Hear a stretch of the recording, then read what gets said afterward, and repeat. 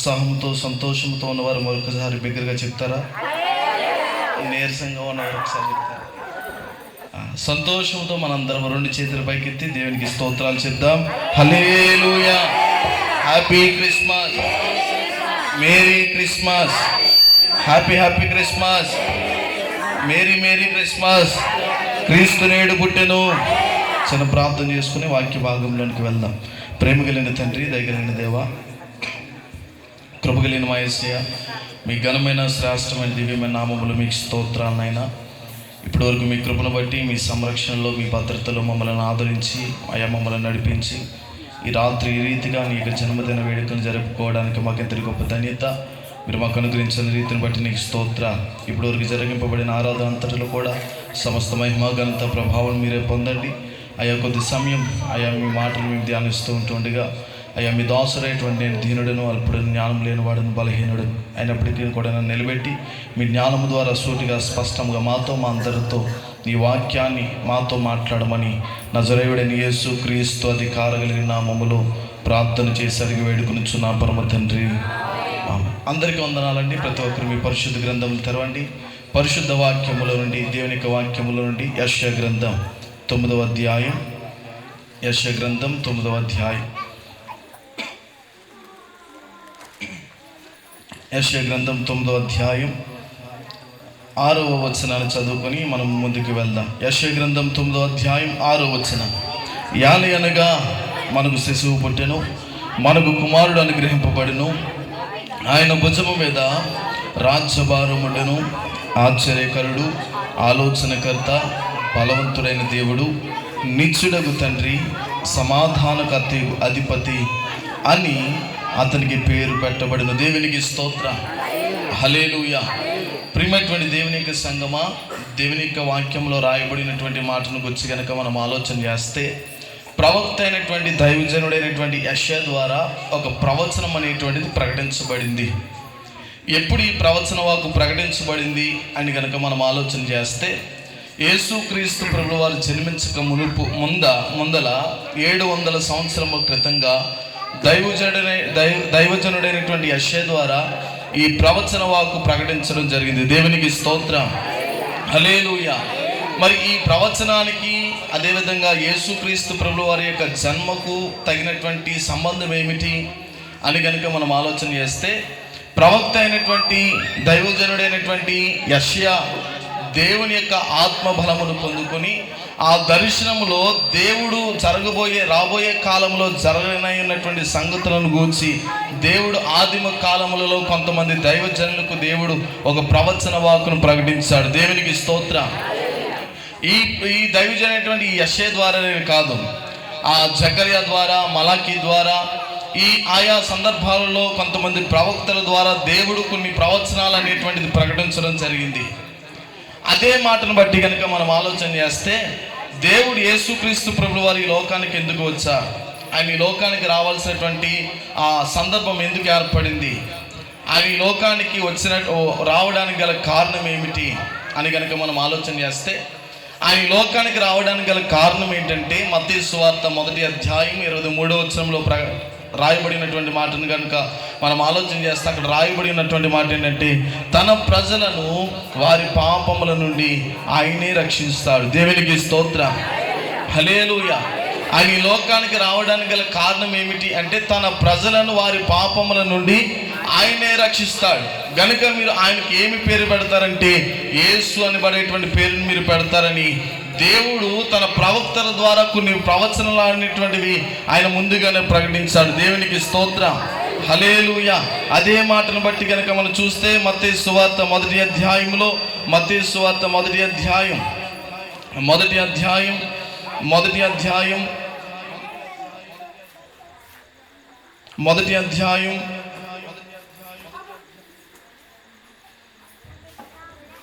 21వ వచనాన్ని మనం చదువుకుందాం. ఆమె ఒక కుమారుని కనెను, తన ప్రజలను వారి పాపముల నుండి ఆయనే రక్షించను గనుక ఆయనకి యేసు అని పేరు పెట్టబడెను. ఇదిగో కన్యక గర్భవతి అయి కుమారుని కనెను, ఆయనకు ఇమ్మానుయేలు అని పేరు పెట్టెదరు అని ప్రభువు తన ప్రవక్త ద్వారా పలికిన మాట నెరవేరునట్లు ఇదంతయు జరిగిన. దేవునికి స్తోత్రం, హల్లెలూయా.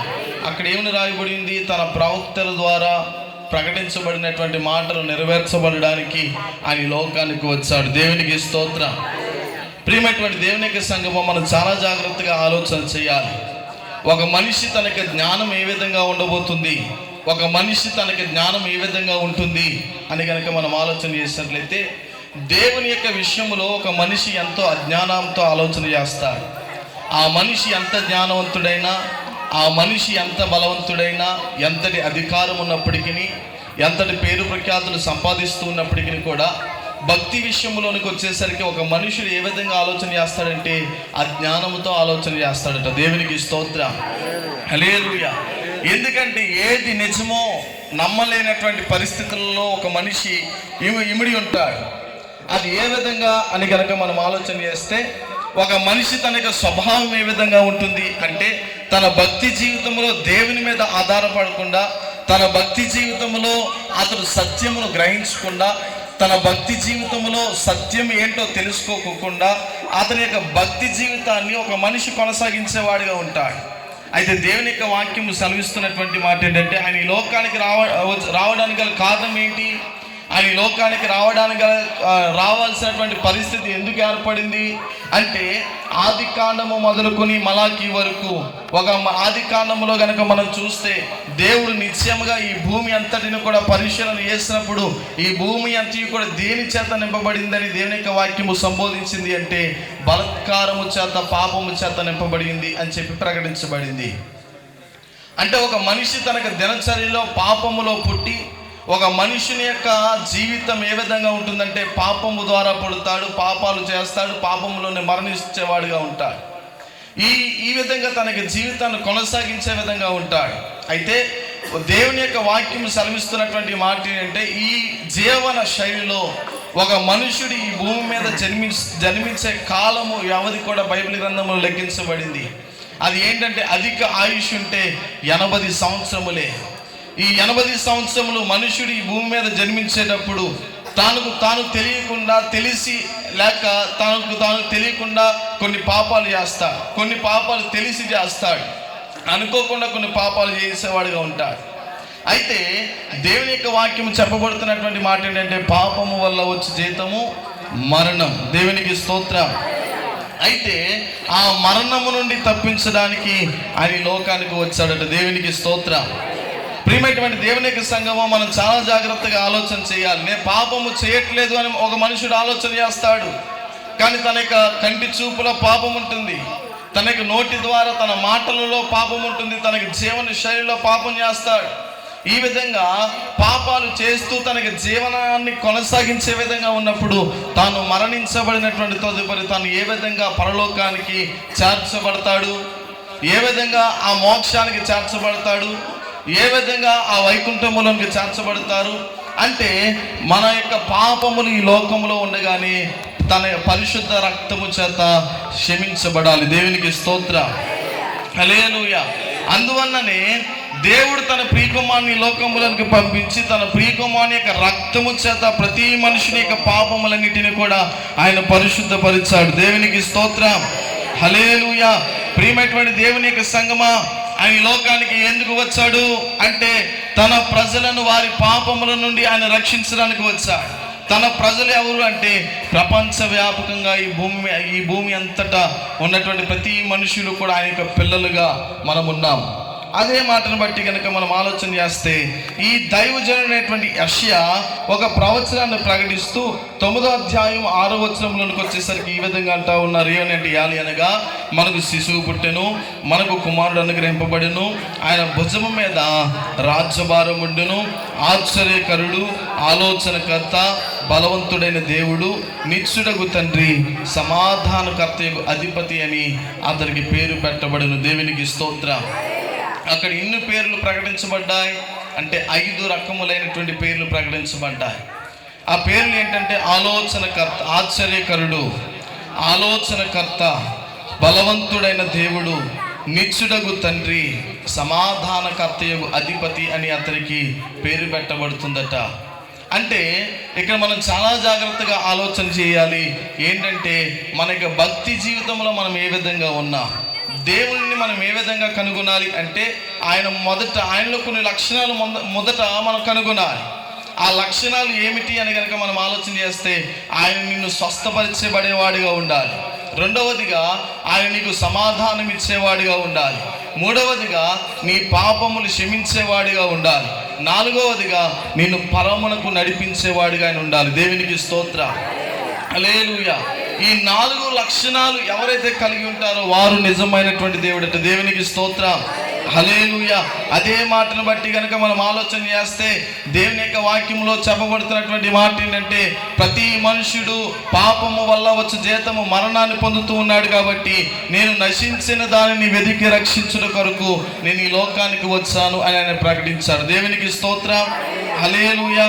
అదే మాటను బట్టి యెషయా గ్రంథం 61వ అధ్యాయం మొదటి వచనం నుండి క్రిందకి మనం చదువుకుంటూ వెళ్దాం. యెషయా గ్రంథం 61వ అధ్యాయం మొదటి వచనం. ప్రభువు యెహోవా ఆత్మ నా మీదకు వచ్చి ఉన్నది, దీనులకు సువార్తమానము ప్రకటించుటకు యెహోవా నన్ను అభిషేకించును, నలిగిన హృదయము గల వారిని దృఢపరచుటకును, చెరలో ఉన్న వారికి విడుదలను, బంధింపబడిన వారికి విముక్తిని ప్రకటించుటకును. దేవునికి స్తోత్రం, హల్లెలూయా. అక్కడ ఏమని రాయబడి ఉన్నదంటే, నలిగిన హృదయము గలవారిని ఆయన ఏం చేస్తా ఉన్నాడంటే దృఢపరచబడడానికి ఆయన లోకానికి వచ్చాడు. చెరలో ఉన్న వారిని ఆయన విడిపించడానికి వచ్చాడు. బంధింపబడిన వారికి ఆయన విముక్తిని కలిగించడానికి ఆయన లోకానికి వచ్చాడు. రెండవ వచనం, యెహోవా హితవత్సరమును మన దేవుని ప్రతిదండన దినమును ప్రకటించుటకును, దుఃఖాక్రాంతులందరినీ ఓదార్చుటకును, షియోనులో దుఃఖించు వారందరికీ ఉల్లాస వస్త్రములు ధరింపచేయుటకును, బూడిదకు ప్రతిగా పూదండను, దుఃఖమునకు ప్రతిగా ఆనంద తైలమును, భారభరితమైన ఆత్మకు ప్రీతిగా స్తుతి వస్త్రమును వారికి ఇచ్చుటకు ఆయన నన్ను పంపి ఉన్నాడు. దేవునికి స్తోత్రం, హల్లెలూయా. ఆయన లోకానికి ఎందుకు వచ్చాడంటే, ఆయన బాధించబడిన వారిని విడుదల కలిగించడానికి ఆయన లోకానికి వచ్చాడు. వ్యాధిగ్రస్తులను స్వస్థపరచడానికి ఆయన లోకానికి వచ్చాడు. పాపములో ఉన్న వారికి వారి యొక్క పాపములు పరిహారం చేయడానికి ఆయన లోకానికి వచ్చాడు. బంధింపబడిన వారికి విడుదల కలిగించడానికి ఆయన వచ్చాడు. పాడైనటువంటి స్థలములను ఆయన బాగు చేయడానికి ఆయన లోకానికి వచ్చాడట. దేవునికి స్తోత్రం, హల్లెలూయా. కాబట్టి మన యొక్క వ్యక్తిగత జీవితంలో ఏ శోధన ద్వారా, ఏ బలహీనత ద్వారా, ఏ ఇబ్బంది ద్వారా మనం బాధించబడుతూ ఉన్నామో వాటన్నిటిని కూడా దేవుని యొక్క సన్నిధిలో మనం పశ్చాత్తాపపడి గనుక మనకి విజ్ఞాపన దేవునికి సన్నిధిలో తెలియజేస్తే నిశ్చయముగా ఆయన మనల్ని ఏం చేస్తాడంటే మనందరినీ కూడా ఆయన ఆదరిస్తాడు. మనందరికీ కూడా ఆయన సమాధానాన్ని దయచేవాడుగా ఆయన ఉన్నాడు. దేవునికి స్తోత్రం, హల్లెలూయా. కాబట్టి మనకి వ్యక్తిగత జీవితంలో మొదట ఆ సత్యాన్ని గ్రహించి వెంబడించాలని ప్రభు పేరట తెలియపరుస్తున్న దేవుని కొద్ది వాక్యము మన వినికుడిలో దేవుడు దీవించునుగాక.